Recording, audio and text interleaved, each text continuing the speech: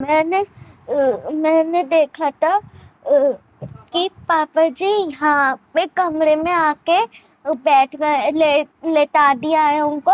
और दो लोग आए थे, उनके चाकू मारे थे और यहाँ पे पता नहीं कहाँ कहाँ मारा था और पूरे कमरे में ब्लड ब्लड हो गया था। और उन दोनों का नाम मोहित और अमोद था। यूपी की मुरादाबाद की यही बेटी रोते हुए बताती कि उसके पिता की हत्या करने वालों का नाम क्या है।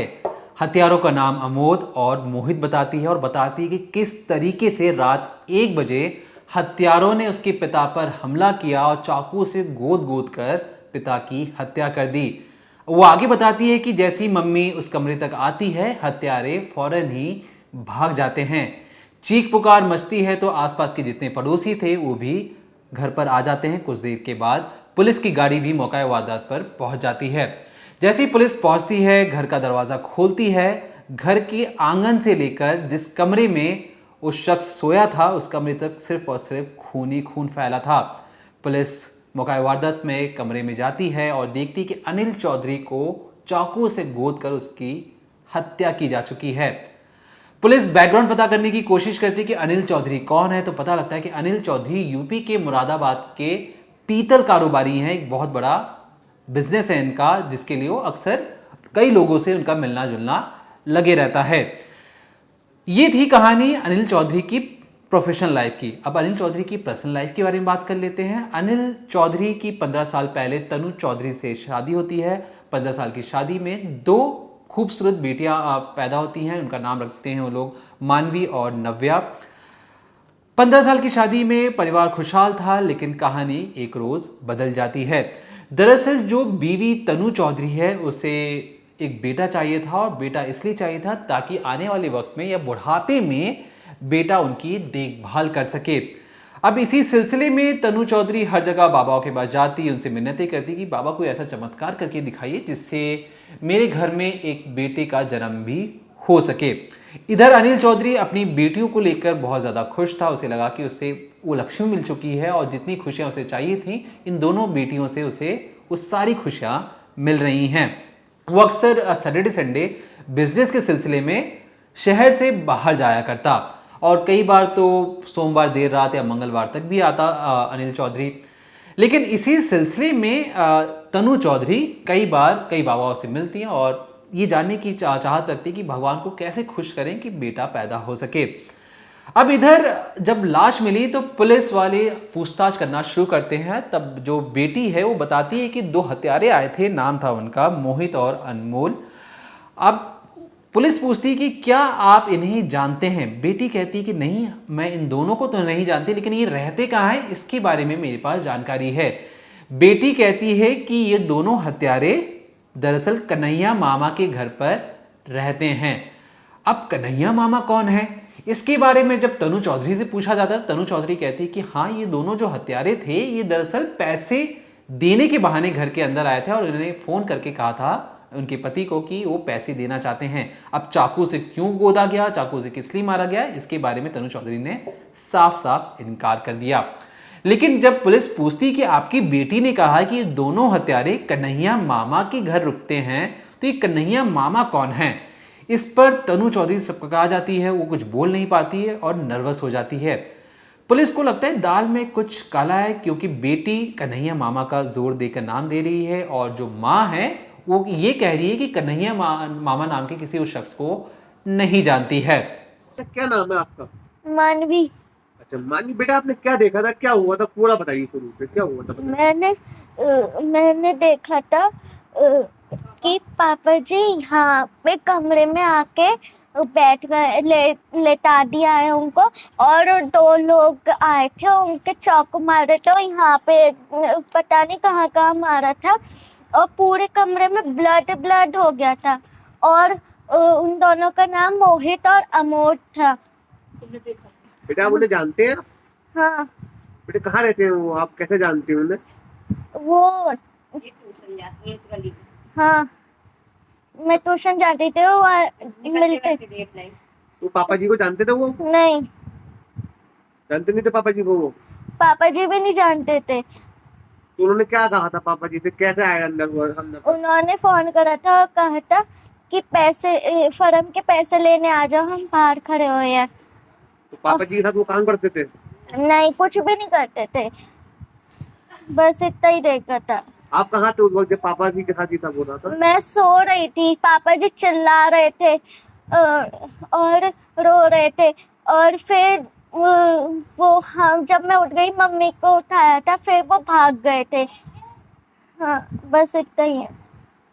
पुलिस तफ्तीश करती है, पोस्टमार्टम के लिए लाश को भेज दिया जाता है अनिल चौधरी की, और जो फर्श पर या कहें घर से लेकर आंगन तक जितने भी खून फैले थे उसके सैंपल लेकर टेस्ट करवाया जाता है।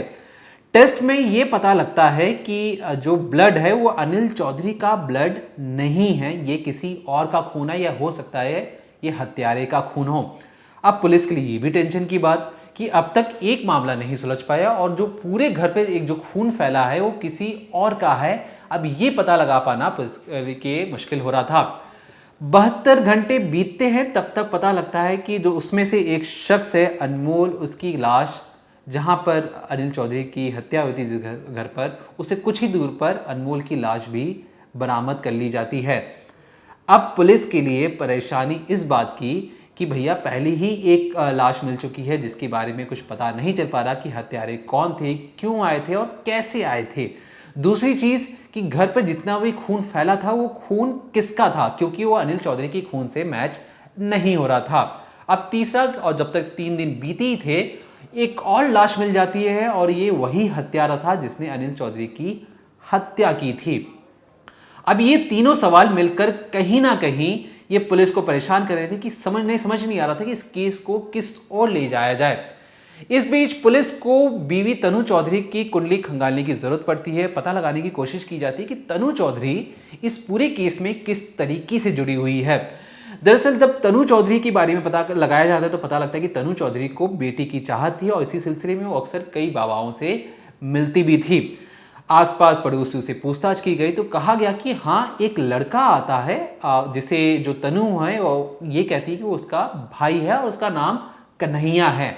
मतलब अब तक जो बेटी कह रही थी कि कन्हैया मामा के घर पर दोनों हत्यारे रुके थे, और जिस तरीके से पड़ोसी कह रहे थे कि तनु एक शख्स को जो उसके घर पर आता है अक्सर उसे भाई कर पूरे इंट्रोड्यूस करवाती है लोगों से, तो पुलिस को लगता है कि हो ना हो तनु चौधरी कन्हैया को जानती है। लेकिन तनु चौधरी तक पहुंचने से पहले पुलिस और पुख्ता सबूत इकट्ठा करना चाहती है। इस सिलसिले में पुलिस पूरी बैकग्राउंड हिस्ट्री, उसके सोशल मीडिया अकाउंट्स खंगालती है तो पता लगता है कि तनु चौधरी जब एक रोज़ अनिल चौधरी किसी बिजनेस के सिलसिले में बाहर गए थे, वो अनिल चौधरी को फ़ोन करके ये बताती है, मैसेज करके ये बताती है कि बगल में ही एक कन्हैया बाबा हैं जो एक तांत्रिक हैं और वो मदद कर सकते हैं हमारे बेटे के पैदा होने में। इसके बाद वो परमिशन लेकर वहाँ से एक राजस्थान के किसी आश्रम में जाती है, अपने बच्चों को लेके जाती है, दोनों बेटियों को। वहाँ पर वो एक होटल में रुकते हैं, दोनों बेटियों को एक कमरे में रुकवाया जाता है और बीवी तनु चौधरी कन्हैया बाबा के साथ एक कमरे में रहती हैं। उस कमरे में वो कई सारे रील्स बनाते हैं। अब कन्हैया बाबा और तनु चौधरी की जो रील्स थी सोशल मीडिया पर काफ़ी ज़्यादा वायरल हो जाती हैं और वायरल होते होते यही रील दोबारा अनिल चौधरी या कहें जो तनु चौधरी के जो पति हैं उन तक पहुंचती है। अनिल चौधरी रील देखते हैं और रील देखते ही उन्हें समझने में बिल्कुल देर नहीं लगती कि जो बीवी है और जो कन्हैया बाबा है इन दोनों के बीच में जो रिश्ता है बहुत ज़्यादा करीब आ चुका है। इसके बाद जैसी तनु चौधरी राजस्थान से वापस आती है, अनिल चौधरी सख्त हिदायत देते हैं कि तुम अब कन्हैया बाबा से बिल्कुल नहीं मिलोगी, तुम बाहर नहीं जाओगी और उस शख्स से तुम्हें कोई नाता नहीं रखना है। अब क्योंकि जो तनु चौधरी थी वो कन्हैया बाबा के इस तरीके से करीब आ चुकी थी कि उसे लग रहा था कि अगर वो कन्हैया बाबा से नहीं मिलेगी तो उसे अपने ज़िंदगी का मकसद नहीं मिलेगा। इधर जो कन्हैया बाबा था उसके साथ भी कुछ ऐसा ही हो रहा था। वो बगल के घर में या कहें वहाँ से 2 या 3 घर छोड़कर अक्सर प्रवचन सुनाता, लोगों को से कई सारी अपीलें करता। उसी में उसके 2 भक्त बन जाते हैं, अनमोल और मोहित। इस सिलसिले में जब कन्हैया बाबा एक रोज़ दोनों अपने भक्तों को बताते हैं कि देखिए मुझे एक महिला से प्यार हो गया है, उसका नाम तनु चौधरी है, लेकिन जो उनके पति हैं वो प्यार में अड़ंगा लगा रहे हैं, तो आप दोनों मेरी किस प्रकार सहायता कर सकते हैं। इसके बाद दो तनु चौधरी और कन्हैया बाबा अक्सर जब फ़ोन में बात करते हैं तो कन्हैया बाबा अपनी शक्ति से कहीं, या जो बोलने की उसकी जो चाल थी, उस चाल से तनु चौधरी को अपनी बातों में इस तरीके से फंसाते हैं कि तनु चौधरी अपने पति को मारने के लिए तैयार हो जाती है। इसके बाद प्लान बनता है कि जो दोनों उसके भक्त या कहें जो मोहित और जो अनमोल हैं, ये दोनों कन्हैया बाबा की आने वाले वक्त में मदद करेंगे और कन्हैया बाबा को तनु चौधरी से उनके प्यार के रिश्ते में बांधेंगे। प्लान बनता है कि जो अनिल चौधरी है उसको रास्ते से हटाना है। इसके बाद जो तनु चौधरी है, एक रोज़ या कहें 13 जुलाई 2024, महज एक हफ्ता ही हुआ है, इसमें पति के खाने में वो नशीली चीज़ मिला देती है, जिसके बाद पति को खाते ही बेहोशी जैसी हालत हो जाती है, उसे नींद आने लगती है और अनिल चौधरी खाना खाने के फौरन बाद ही कमरे की ओर चले जाते हैं। इसके बाद जो बीवी है वो बिल्कुल तैयार थी, उन्होंने अपने दोनों बच्चियों को दूसरे कमरे में सुलाया और पूरी रात भर इंतज़ार किया हत्यारों के आने का। बाकायदा घर का दरवाज़ा बाहर से खुला रखा गया ताकि जो हत्यारे आएंगे उनके पति की हत्या करने के लिए उन्हें कोई दिक्कत का सामना ना करना पड़े। इसके बाद कन्हैया बाबा दारू पिलाकर मोहित और अनमोल को खुश करता है और कहता है कि आज खूब जमकर दारू पियो, जितनी पार्टी करना है करो और मेरा मकसद कामयाब करो। इसके बाद कन्हैया बाबा खुद बाइक चलाकर दोनों हत्यारों को तनु चौधरी अनिल चौधरी के घर के बाहर छोड़ता है, जिसके बाद दोनों हत्यारे दबे पांव, क्योंकि अंदर से दरवाज़ा खुला हुआ था, दबे पांव जाते हैं उस कमरे में जिस कमरे में अनिल चौधरी और तनु चौधरी सो रहे थे। अब क्योंकि बीवी पहले से ही अलर्ट मोड पे थी, तो तनु चौधरी क्या करती है कि रात के अंधेरे में किसी की नज़र ना पड़ जाए, वो अपने फ़ोन के फ्लैश लाइट या कहें फ़ोन का टॉर्च जलाकर हत्यारों से कहती है कि मेरे पति को मार डालो। इसके बाद हत्यारे एक के बाद एक कई चाकुओं से गोदना शुरू करते हैं अनिल चौधरी को। इसी में अनिल चौधरी की नींद खुल जाती है या कहें जो दवाई का जो असर था वो कम हो जाता है, चीख पुकार मचती है और इस चीख पुकार को देखकर जो बेटी है वो अपने पिता को बचाने के लिए दौड़ती है और इसी सिलसिले में जो बीवी तनु चौधरी थी वो दूसरे कमरे में चली जाती है और तब तक हत्यारे एक के बाद एक कई वार करते हैं। बेटी अपने पिता को बचाने की कोशिश करती है और इस आपाधापी में जो अनमोल है एक चाकू खुद को वो मार लेता है और इतनी जोर से मारता है कि उसका खून बंद नहीं होता। किसी तरीके से बेटी को धकेल कर दोनों अब उस घर से भागना शुरू करते हैं और पूरे घर पर जो अनमोल था उसका खून ही फैल जाता है। इसके बाद वो बाइक स्टार्ट करते हैं बाहर और वहां से निकल जाते हैं। अब क्योंकि अनमोल पूरे रास्ते में अनमोल का खून इतना ज़्यादा बह चुका था कि वो अपने आप को संभाल नहीं पाता है और बीच रास्ते में ही गिर जाता है। इसके बाद वहाँ पर उसकी मौत हो जाती है। अब कहानी यहीं से शुरू होती है जब पुलिस तनु को पूछताछ के लिए बुलाती है और पूछती है कि अब ये बताओ कि हमने तो सारी जांच पड़ताल कर ली है, तुम्हारा इस पर क्या कहना है।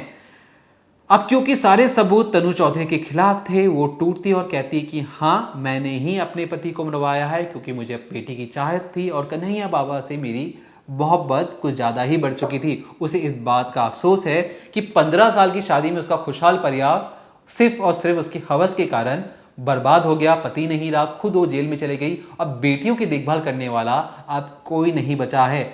यहाँ तक कि उसका ये भी कहना था कि जो अनमोल और जो मोहित हैं वो आने वाले वक्त में जो उनकी जितने घर में पैसे थे उस पैसों पर ऐश करना चाहते थे और कन्हैया बाबा और तनु चौधरी एक अच्छी ज़िंदगी फिर से नई शुरुआत करना चाहते थे जिसमें वो दोनों शादी के बंधन में भी बंधना चाहते थे। फिलहाल के लिए पुलिस और भी तफ्तीश में जुटी है कि क्या इनके अलावा कोई और शख्स भी इस पूरे हत्याकांड में शामिल था या नहीं था। और जिस तरीके से एक बीवी ने प्लानिंग और प्लॉटिंग की, ये कहीं ना कहीं ये भी बताता है कि आप कितने भी शातिर क्यों ना हो, पुलिस आप तक ज़रूर पहुंच जाएगी। कानून के हाथ इसलिए कहते हैं लंबे होते हैं, जो कातिल हो कितना भी शातिर हो, पुलिस की और कानून के हाथों से नहीं बच सकता।